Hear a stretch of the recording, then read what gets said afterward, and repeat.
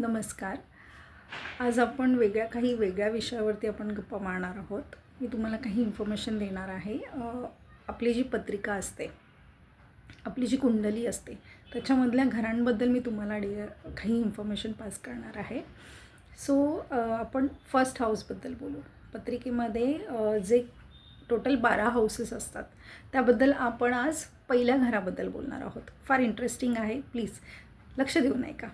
So जे पहिलं घर असतं आपल्या पत्रिकेमधलं, कुंडलीमधलं, ते तुमचं स्वतःचं घर असतं. म्हणजे तुम्ही तुमच्या आयुष्यामध्ये कसं तुम्ही ग्रो होणार आहात, तुम्ही त्या घरावरून सगळं डिसाईड होतं. म्हणजे ते घर म्हणजे तुम्ही एक स्वतःचं आयडेंटिटी आहे. आलं लक्षात? आणि त्याच्यामध्ये तुम्हाला सगळ्या इन्फॉर्मेशन कळतात.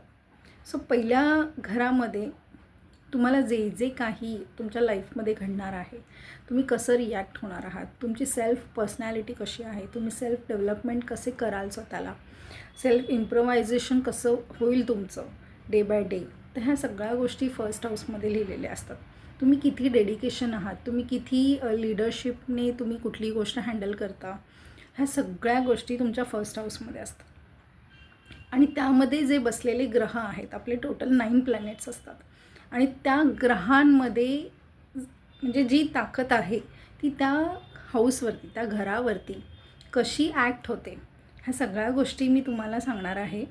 आपण हळूहळू ह्या सगळ्या गोष्टी शिकू. पण मला हे इतकंच सांगावंसं वाटेल की फार सुंदर टॉपिक आहे आणि ह्याच्यावरती आपण जितकं बोलू तितकं कमीच आहे.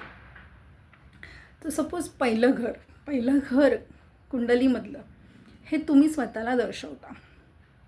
म्हणजे तुम्ही कसे दिसणार, तुमची म्हणजे बोलण्याची शैली कशी असेल, तुम्ही किती, तुमचं टेम्परमेंट किती हाय आहे, किती लो आहे, या सगळ्या गोष्टी तुमच्या पहिल्या घरातून दिसून येतात. सो आपण पहिली ही आयडेंटिटी असते, आपण स्वतः. सपोज पहिल्या घरामध्ये मी तुम्हाला एक्झाम्पल देते, मी नंतर तुम्हाला सगळ्याच गोष्टी सांगणार आहे. पहिल्या घरामध्ये कोणता ग्रह असेल, त्या ग्रहानुसार तुमचे कसे कामं होत जातील किंवा त्या घरानुसार तुम्ही कसे रिॲक्ट व्हाल, ह्या सगळ्या गोष्टी पहिल्या घरामध्ये लिहिलेल्या आहेत. तर तुम्ही वाट बघा, आपले हळूहळू सगळे एपिसोड्स येणार आहेत. सगळ्या घरांबद्दल मी तुम्हाला डिस्कस करून सांगणार आहे, सगळी इन्फॉर्मेशन पास करणार आहे तुम्हाला. आणि त्या घरांमध्ये काही रेमेडीज असतात, त्या ग्रहांच्या रेमेडीज असतात.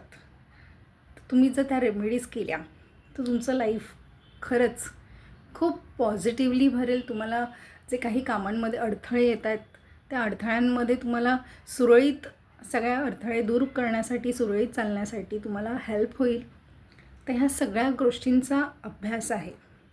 तो जर अभ्यास तुम्ही फक्त जाणून जरी घेतलात तर तुम्ही तुमच्या लाईफमध्ये म्हणजे लिटरली मी सांगते, तुमच्या रेग्युलर लाईफमध्ये पण जर छोट्या छोट्या चेंजेस तुम्ही केलेत ह्या सगळ्या गोष्टींमध्ये, फार डीप नाही म्हणते मी, पण वरवरचे जरी चेंजेस केलेत तर तुम्हाला जो छोटा का होईना पॉझिटिव्ह जो संकेत मिळेल ना त्याच्यातून, तो फार फार आनंद देणारा असेल नक्कीच.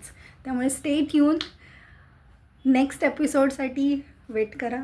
मी नक्कीच येईन, नक्कीच बोलेन, नक्कीच तुमच्याबरोबर चांगली इन्फॉर्मेशन शेअर करण्याचा प्रयत्न करेल आणि तुम्ही मला नक्कीच तेवढं सपोर्ट कराल, ही माझी मनापासूनची इच्छा आहे. Thank you so much. नमस्कार.